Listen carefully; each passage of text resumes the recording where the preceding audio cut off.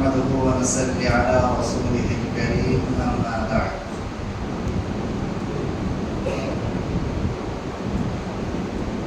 أعوذ بالله السميع العليم من الشيطان الرجيم من همزه ونفخه ونفثه بسم الله الرحمن الرحيم حاميم تنزيل من رب العالمين كتاب فصلت آياته قرآنا عربيا لقوم يعلمون. حاضرین گرامی، سورہ حامیم سجدہ سے قرآن کی آیتیں ہم نے سماعت کیا ہے۔ اس سورہ میں اگر دیکھا جائے تو اس کی شان نزول میں علماء کرام یہ لکھتے ہیں کہ نبی علیہ السلام کے پاس کفار مکہ کی جانب سے عتبہ بن ربیعہ یہ آیا، آپ صلی اللہ علیہ وسلم پر کچھ بہتان باندھا کہ آپ کی وجہ سے لوگوں کے اندر خلفشار ہو رہا ہے، لوگ آپس میں لڑ جھگڑ رہے ہیں، بددین ہو جا رہے ہیں۔ پھر آپ صلی اللہ علیہ وسلم سے کہا کہ اگر آپ سرداری چاہتے ہیں تو ہم لوگ آپ کو سردار بنا دیں گے، اگر مال و دولت چاہیے تو مال و دولت کا انبار لگا دیں گے، اگر خوبصورت عورت مطلوب ہے، ایک نہیں 10 عورتیں لا کر کے حاضر کر دیں گے، اور اگر آپ کو آسیب کا اثر ہے تو پھر ہم لوگ اپنی طرف سے علاج کر لیں گے، آپ ہمارے معبودوں کو برا بھلا نہ کریں۔ تو اللہ رب العزت نے اس سورہ کو نازل کیا۔ اس سورہ کی اسٹارٹنگ میں دیکھیے اللہ رب العزت نے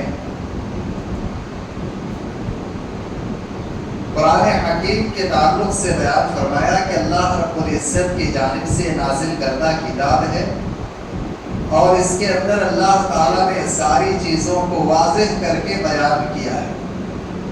یہ عربی زبان میں ہے۔ اس سورہ کے اندر دیکھیے آگے چل کر کے اللہ رب العزت نے اس چیز کو واضح کیا کہ زمین کو اللہ تعالیٰ نے 2 دن میں پیدا کیا، بنایا، اور زمین کے اندر جو لوازمات ہیں، کھانے پینے کی چیزیں، اناج وغیرہ کے لیے، یا پھر جھاڑ وغیرہ، پہاڑ وغیرہ، دیگر مخلوقات وغیرہ، یہ ساری چیزیں اللہ تعالیٰ نے 2 دن میں پیدا کیا۔ 2 دن میں زمین اور زمین سے متعلق جو چیزیں ہیں ان چیزوں کو 2 دن میں، ٹوٹل کتنے ہو گئے؟ 4 دن۔ 2 دن میں اللہ تعالیٰ نے آسمانوں کو پیدا کیا، کتنے ہو گئے؟ 6۔ زمین آسمان کو اللہ تعالیٰ نے 6 دنوں میں پیدا فرمایا۔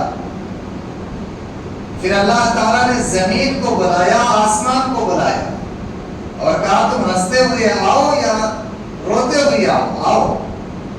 تو زمین بھی اللہ رب العزت کے پاس جا کر کے حاضری دی، اور آسمان بھی اللہ رب العزت کے پاس حاضر ہوئی۔ زمین کی شکل و صورت کیا تھی، آسمان کی شکل و صورت کیا تھی، واللہ عالم، یہ بات مبہم ہے۔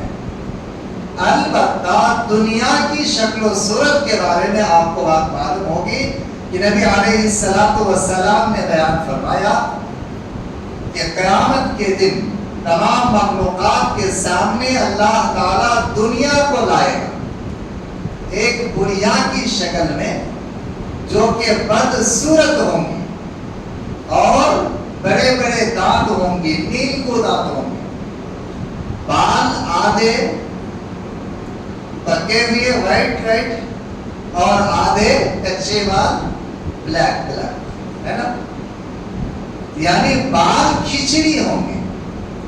اللہ تعالیٰ تمام مخلوقات سے پوچھے گا، بتاؤ اس کو پہچان رہے ہو؟ ہمارا اپنا جواب کیا ہوگا؟ تمام بنی نوع انسان کا جواب کیا ہوگا؟ دیگر مخلوقات تو آپ کا جواب کیا ہوگا؟ اللہ یہ تو دنیا ہے. اللہ تعالیٰ حکم دے گا دنیا کو بھی اور دنیا کے چاہنے والوں کو بھی جہنم کے اندر داخل کرو. لہذا جو کچھ آپ کر رہے ہیں دنیا کمانے کے لیے نہ کریں بلکہ آخرت کو کمانے کے لیے کریں. تو دنیا کی شکل و صورت معلوم ہے لیکن زمین کی شکل و صورت نہیں معلوم، آسمان کی شکل و صورت نہیں معلوم.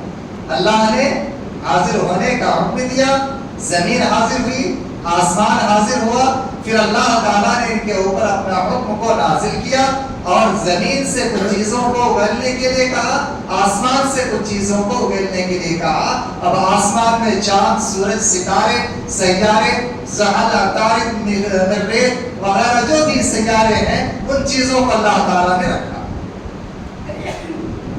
اچھا، سورہ انبیاء کے اندر آپ اٹھائیں تو وہاں پر ایک بات یہ ملے گی کہ ایک دھماکہ ہوا اور دھماکہ ہونے کے ساتھ زمین اپنی جگہ پر، آسمان اپنی جگہ پر، اور آسمان زمین کے بیچ جو خلا ہے تو خلا پر بھی اللہ رب العزت نے دیگر چیزوں پر رکھا. اب خلا میں زمین آسمان کے علاوہ، چاند سورج کے علاوہ دیگر چیزوں میں سے کیا چیزیں ہیں؟ تو گیلیکسی وغیرہ، گیلیکسی وغیرہ. پھر اللہ رب العزت کی جانب سے فرشتے بھی معمور ہیں اور فرشتے بھی زمین آسمان کے گردش میں لگے ہوئے ہوتے ہیں. یہ ساری چیزیں، یہ سارا نظام اللہ تعالیٰ نے کتنے دن میں پیدا کیا؟ 6 دنوں میں پیدا کیا. پھر آگے چل کر کے اللہ رب العزت نے جن باتوں کا تذکرہ کیا وہ یہ ہے کہ کفار یا مشرکین آپس میں مشورہ کیے اور کہنے لگے جب قرآن کی تلاوت نبی صلی اللہ علیہ وسلم کرے تو قرآن کی تلاوت کو نہ سنو بلکہ تازیہ بجاؤ اور سیٹی بجاؤ یا پھر زور زور سے بات چیت کرو اور قرآن کی تلاوت نہ سنو. کفار مکہ کی عجیب حالت آپ کو ملے گی کہ ایک طرف یہ تو قرآن کو سننے سنانے سے روکتے تھے اور دوسری جانب کفار کے جو بڑے بڑے سردار تھے، ابو جہل ہے، عتبہ ہے، شیبہ ہے، امیہ بن خلف ہے، تو یہ بڑے بڑے سردار جب رات میں نبی صلی اللہ علیہ وسلم قرآن کی تلاوت کرتے تھے تو یہ چپ چاپ آ کر کے سنا کرتا تھا. یہ بھی خانہ کعبہ کی دیوار جو ہے اس میں جو پردہ لگا تھا اس کے آڑ میں آ کر کے چھپ جاتے اور چپ چاپ قرآن کی تلاوت سنتے تھے. بعض دفعہ ایک دوسرے سے ملاقات بھی ہو جاتی تھی لیکن یہ جو ہے ظاہر نہیں کرتے تھے، یہ ظاہر نہیں کرتے تھے. تمہارے کہے یہاں پر دیکھیے اللہ تعالیٰ نے بیان کیا وَقَالَ الَّذِينَ كَفَرُوا لَا تَسْمَعُوا لِهَذَا الْقُرْآنِ. کہ جب قرآن کی تلاوت کی جائے تو تم قرآن نہ سنو.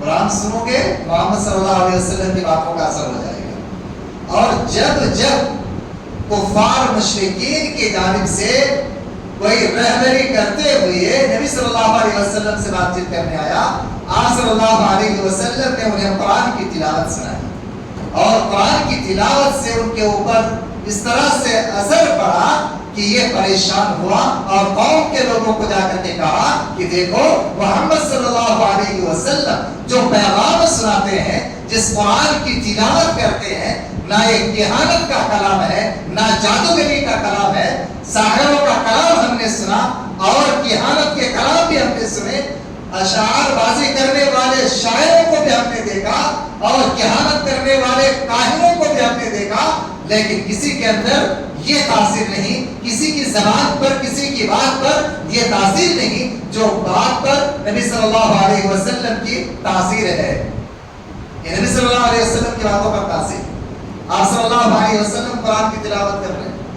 نجاشی بادشاہ جب اس کے سامنے جعفر بن ابی طالب رضی اللہ تعالیٰ عنہ نے قرآن کی تلاوت کی، سورہ مریم کی تلاوت کی، وہ زار و قطع رونے لگے. تو قرآن کی تلاوت میں عجیب چاشنی ہے. بڑے بڑے کفار، بڑے بڑے مشرکین جب قرآن کی تلاوت سنتے تھے تو ان کے دل کے اندر ہلچل مچ جاتا تھا اور وہ اس بات کا اعتراف کر بیٹھتے تھے کہ یقیناً یہ کسی انسان کا کلام نہیں ہے، یہ اللہ رب العزت کا کلام ہے. لیکن ہدایت سے یہ محروم رہ گئے. کیوں؟ کہ قرآن سے اس نے ہدایت کو حاصل کرنے کی کوشش ہی نہیں کی. ابھی آگے ایک آیت آئے گی کہ جو قرآن سے دوری اختیار کرتا ہے اللہ تعالیٰ اس کے اوپر شیطان کو مسلط کر دیتا. وَمَنْ يَعْشُ عَنْ ذِكْرِ الرَّحْمَنِ نُقَيِّضْ لَهُ شَيْطَانًا فَهُوَ لَهُ قَرِينٌ کہ وہ شخص جو ذکر رحمان کے ذکر سے غافل ہو جاتا ہے, غفلت برتتا ہے, نہ قرآن کی تلاوت ہے, نہ نماز کی پابندی ہے, اور نہ ہی سنن و نوافل کا اہتمام ہے, نہ ہی خیر خواہی ہے, نہ ہی نیک کام ہے, تو ایسے لوگ جو ذکر سے دوری اختیار کر لے, نمازوں سے دوری اختیار کر لے, اللہ رب العزت کے ذکر اذکار سے غافل ہو جائے, اللہ تعالیٰ اس کے اوپر شیطان کو مسلط کر دیتا ہے. انسان گناہ کرتا ہے, دل میں سیاہ دھبا لگ جاتا ہے, اور سیاہ دھبا لگ کر کے پورا دل سیاہ ہو جاتا ہے. کلا بل ران, اس کی تفسیر میں آپ کو یہ باتیں ملے گی. دل سیاہ ہو جاتا ہے. نبی صلی اللہ علیہ وسلم نے مثال سے سمجھایا کہ جس طریقے سے لوہے پر زنگ لگتا ہے اسی طریقے سے انسان کے دلوں میں زنگ لگتا ہے. لوہا کا زنگ کہاں چھوڑ جاتا ہے؟ لوہار کے پاس بٹی میں تپا کر کے جب اس کی توڑائی ہوتی ہے, بس لوہا کا زنگ ایک طرف, لوہا خالص ایک طرف بن جاتا ہے. دلوں کا زنگ آپ دور کرنا چاہتے ہیں, قرآن کی تلاوت کیجیے. قرآن کی تلاوت سے دلوں کا زنگ دور ہوتا ہے, دل آدمی کا پسمردہ ہو جاتا ہے, دل کے اندر پسمردگی غلبہ پا لیتی ہے, دل اللہ رب العزت کے اسباب سے غافل ہو جاتا ہے. لہذا دعا بھی کرنا ہے, ساتھ ہی قرآن کی تلاوت بھی کرنی ہے. قرآن کی تلاوت سے دلوں کو جو چاشنی ملتی ہے نا, تو دل ہدایت کی طرف راغب ہو جاتا ہے. کفار و مشرکین نے یہی سوچا کہ جب قرآن کی تلاوت کی جائے, قرآن کی تلاوت کو نہ سنو بلکہ تم لغویات کو انجام دینے لگا, ممکن ہے کہ دین اسلام پھیلنے سے رک جائے. لیکن ایسا ہو سکتا ہے نہیں. پھر آگے اللہ رب العزت نے اس چیز کو واضح کیا ہے کہ جو لوگ ایمان والے ہیں وہ اللہ رب العزت کے دوست ہیں, ولی. یہ جملہ تو یا تو فرشتے کہیں گے یا تو اللہ رب العزت کہے گا, دونوں باتیں تفسیر کے اندر ملتی ہیں. نحن اولیاؤکم فی الحیات الدنیا وفی الآخرہ, کہ ہم تمہارے دوست ہیں دنیاوی زندگی میں بھی اور آخرت کی زندگی میں بھی. ایمان والے کے دوست کون؟ اللہ تعالیٰ. ایمان والوں کا دوست کون؟ فرشتے. تو آدمی جس قدر نیک اعمال کو انجام دے گا اسی قدر اللہ رب العزت کی قربت ان کو حاصل ہوگی. اللہ کی طرف لوگوں کو بلانے سے بھی اللہ کی قربت حاصل ہوتی ہے. اللہ کی طرف بلانے سے بھی اللہ رب العزت کی قربت حاصل ہوتی ہے لوگوں کو. لہذا وہی اگر نیک اور صالح عمل کرتا ہے تو وہ اپنے لیے ہی کرتا ہے, اور برا عمل کرتا ہے تو اس کا وبال بھی انہی کے اوپر پڑتا ہے. اس چیز کو آخری آیت میں اللہ تعالیٰ نے بیان کیا کہ من عمل صالحا فلنفسه ومن اساء فعليها وما ربك بظلام للعبيد. کوئی بھلائی کر رہا ہے تو اپنے نفس کے لیے کر رہا ہے. آپ نمازیں پڑھ رہے ہیں کیوں؟ جہنم کی آگ سے آپ بچ جائیں. آپ روزہ رکھ رہے ہیں کیوں؟ اللہ کی خوشنودی حاصل ہو جائے. آپ صدقہ و خیرات کر رہے ہیں کیوں؟ کہ اللہ تعالیٰ خوش ہو جائے. مقصد تو یہی ہے نا. رات میں پوری دنیا میٹھی نیند سو رہی ہے, آپ جاگ کر کے نمازیں پڑھ رہے ہیں. کیا وجہ ہے؟ نیند خراب کر کے نمازیں پڑھ رہے ہیں. وجہ کیا ہے؟ اللہ کی رضا مقصود ہے, اللہ کی خوشنودی مقصود ہے کہ اللہ تعالیٰ خوش ہو جائے. تو اللہ تعالیٰ خوش ہوگا, انعامات اللہ تعالیٰ آپ کو عنایت کرے گا. اسی جگہ پر آپ اگر نماز نہیں پڑھ رہے, روزہ نہیں رکھ رہے ہیں, تو اس کا وبال بھی آپ کے اوپر پڑنا ہے. وبال بھی آپ کے اوپر پڑنا ہے. اللہ تعالیٰ نے کہا من عمل صالحا فلنفسه ومن اساء فعليها, کہ تم جو کچھ نیک کام کر رہے ہو تم اپنے نفس کے لیے کر رہے ہو. اللہ کی رضا کے لیے ہونا چاہیے. آگے اللہ رب العزت نے غیب سے تعلق رکھنے والی باتوں کے تعلق سے بیان کیا کہ جو کچھ زمین سے پودا نکلتا ہے، خوشہ بنتا ہے، خوشہ سے پودا نکلتا ہے، پھول نکلتا ہے، کلیاں نکلتی ہیں، اس کے اندر بھی کیا چیز ہے اللہ کے علاوہ کوئی نہیں جانتا. کلی سے پھل بنے گا نہیں بنے گا کون جانتا ہے؟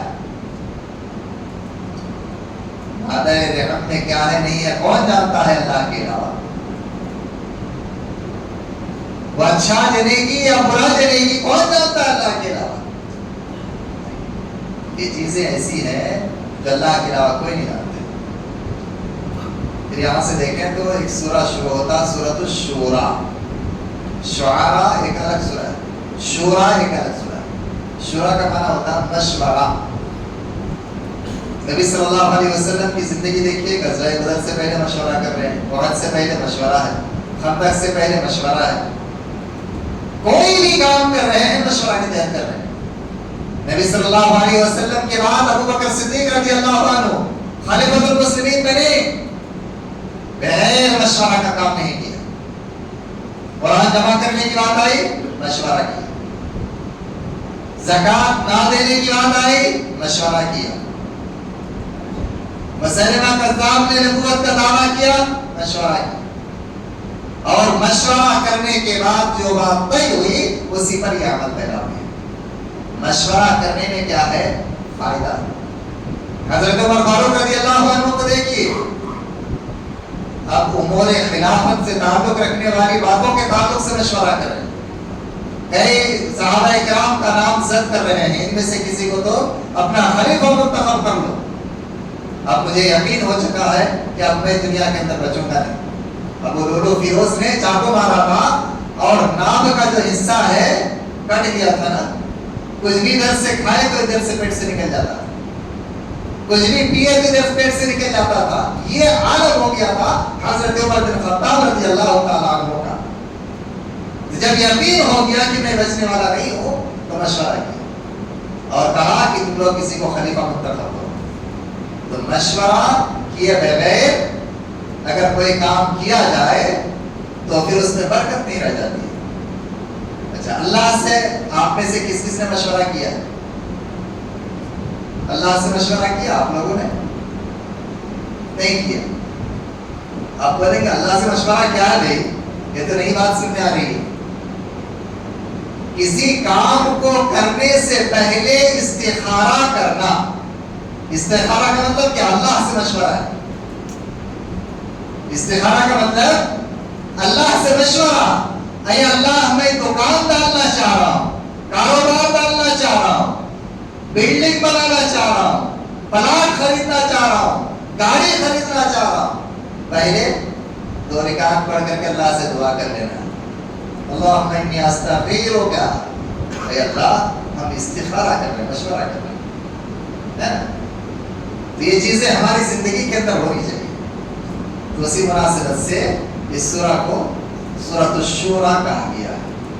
اس سورہ میں ابتداءً وحی کے تعلق سے اللہ رب العزت نے باتوں کو بیان کیا کہ نبی صلی اللہ علیہ وسلم آپ پر بھی وحی کا نزول ہوا اور آپ سے پہلے جو انبیاء کرام آئے تھے ان کے اوپر بھی وحی کا نزول ہوا. وحی کا جو نزول ہوا تو وحی کئی طریقے سے نبی صلی اللہ علیہ وسلم پر آئی کرتی تھی اور آپ صلی اللہ علیہ وسلم وحی کے کلمات صحابہ کرام کو سکھلایا کرتے تھے. یہ پورا قرآن کیا ہے؟ وحی کے تو کلمات ہیں، لفظاً معناً دونوں اعتبار سے یہ قرآن وحی جو نبی صلی اللہ علیہ وسلم پر نازل کیا گیا. پھر آگے اللہ رب العزت نے جن باتوں کا تذکرہ کیا ان میں سے ایک بات یہ ہے کہ جو بھی مصیبتیں تمہیں پہنچتی ہے یہ تمہارے ہاتھوں کی کمائی ہے. یہ تمہارے ہاتھوں کی کمائی ہے. تمہاری بہت ڈھیر ساری پریشانیوں کو، گناہوں کو اللہ تعالیٰ معاف کر دیتا ہے اور کچھ گناہوں پر تمہارا مواخذہ کرتا ہے. وہ کب؟ جب ظلم زیادتی حد سے زیادہ ہو جائے تو اللہ رب العزت اس پر مواخذہ کرتا ہے. اور اگر وہ ایمان والا ہے، مصیبتوں میں گرفتار ہے، تو اللہ تعالیٰ اس کے ذریعے سے اس کے گناہوں کو معاف کر دیتا ہے. یہاں تک کہ پیر میں کانٹا بھی چبھتا ہے. نبی علیہ السلام نے بیان فرمایا کہ اس کے عوض بھی اللہ تعالیٰ مومن کا گناہ کو معاف کر دیتا ہے، مومن کے گناہ کو ختم کر دیتا ہے. پھر آگے اللہ رب العزت نے کشتیوں کے تعلق سے بیان کیا کہ سمندروں میں جو بڑی بڑی کشتیاں چلتی ہیں، یہ اصلاً اللہ رب العزت پانی کے اوپر تمہارے لیے محفوظ رکھتا ہے، چلاتا ہے. نہیں تو موج کا ایک تھپیڑا کشتی کو ڈبانے کے لیے کافی ہے. کشتی کو ڈبانے کے لیے کافی ہے. جب سمندروں میں سونامی آتا ہے نا، تو سونامی لہر سے یہ کشتیاں تنکے کے مانند بہتی ہوئی نظر آتی ہیں. لیکن یہ اللہ رب العزت کی مہربانی ہے کہ اللہ تعالیٰ ایسے عالم میں بھی کشتیوں کی حفاظت کرتا ہے، تمہاری حفاظت کرتا ہے. یہ اللہ رب العزت کی شایان شان ہے کہ اللہ رب العزت اتنا عظیم الشان ہونے کے باوجود بھی اپنے مخلوقات کا اس قدر خیال رکھتا ہے. یہ اللہ رب العزت کی بہت بڑی شان ہے. پھر آگے اللہ رب العزت نے تقسیم اولاد کے تعلق سے بیان کیا ہے کہ اللہ تعالیٰ 4 طریقے سے اولاد کو تقسیم کرتا ہے. ایک، صرف لڑکیاں ہی عنایت کرتا ہے. نمبر 2، صرف لڑکے اللہ رب العزت عنایت کرتا ہے. نمبر 3، جس کو چاہتا ہے لڑکا اور لڑکیاں دونوں عنایت کرتا ہے.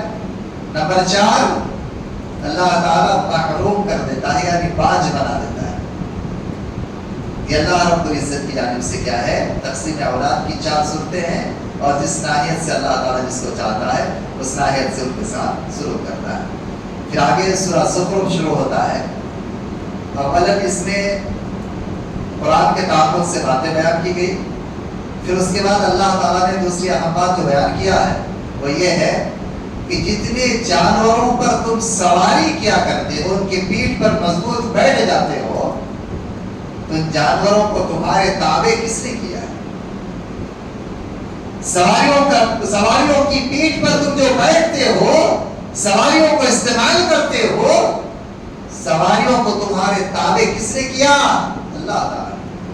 لہذا جب تم سواری پر بیٹھو تو کہو سبحان الذی سخر لنا هذا وما كنا له مقرنین وإنا إلى ربنا لمنقلبون. آپ الیکٹرانک چیزیں دیکھ لیں، ہے نا، میکینیکل چیزیں، بیگ ہے، کار ہے، بس ہے، ٹرین ہے، ہوائی جہاز ہے، ان چیزوں میں جو سواری کر رہے ہیں تو یہ بھی تو اللہ تعالیٰ نے آپ کے تابع رکھا. جانوروں پر سواری کر رہے ہیں، گھوڑا ہے، گدھا ہے، اونٹ ہے، ہاتھی ہے، ان کو بھی تو اللہ تعالیٰ نے آپ کے تابع کیا. یہ اللہ رب العزت کی بہت بڑی نعمت ہے. سورہ زخرف کو زخرف کیوں کہا گیا؟ زخرف کا معنی ہوتا ہے سونا. زخرف کا معنی کیا ہے؟ سونا. اللہ تعالیٰ نے ایک عظیم احسان کیا ہے مومنوں پر، خاص کر اسی مناسبت سے بات ہے. عظیم احسان کیا ہے کہ اللہ تعالیٰ نے کہا کہ اگر اس بات کا ڈر نہ ہوتا، اگر یہ بات نہ ہوتی کہ تم سب کے سب ایک امت ہو جاؤ گے، گمراہی پر چلے جاؤ گے، گمراہی پر جانے کا ڈر نہ ہوتا، تو جو لوگ اللہ کو نہیں مانتے ہیں، کفار مشرکین، اللہ تعالیٰ ان کو اتنا زیادہ مال دیتا، اتنی زیادہ دولت دے دیتا کہ وہ سونا سے اپنے گھر کی چھت ڈالتا، چاندی سے گھر کی چھت ڈالتا، سیڑھیاں بناتا، دیواریں بناتا، دروازہ بناتا، کھڑکیاں بناتا، اور بیٹھنے کی جو جگہ ہے، لیٹنے کی جو جگہ ہے، پلنگ کرسی وغیرہ، یہ چیزیں بھی سونا کا وہ بناتا ہے. اللہ دیکھیے اتنا بڑا عظیم احسان ہے مومنوں پر. اگر کفار مشرکین کو اتنی دولت دے دی جاتی تو کوئی ایمان پر باقی رہتا؟